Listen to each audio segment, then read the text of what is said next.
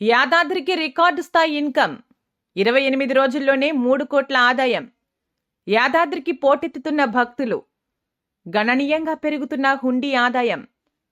బంగారం, ఆభరణాలు సైతం. హుండీల్లో విదేశీ కరెన్సీ నోట్లు.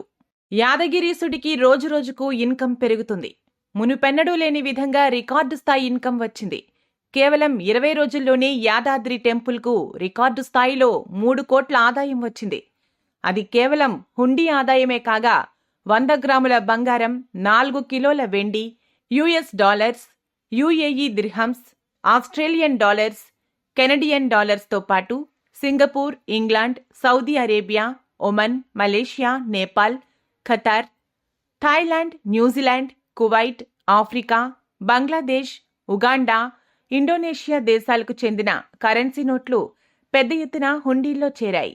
ఆలయ చరిత్రలో ఇది రికార్డు ఆదాయమని ఈవో రామకృష్ణారావు తెలిపారు.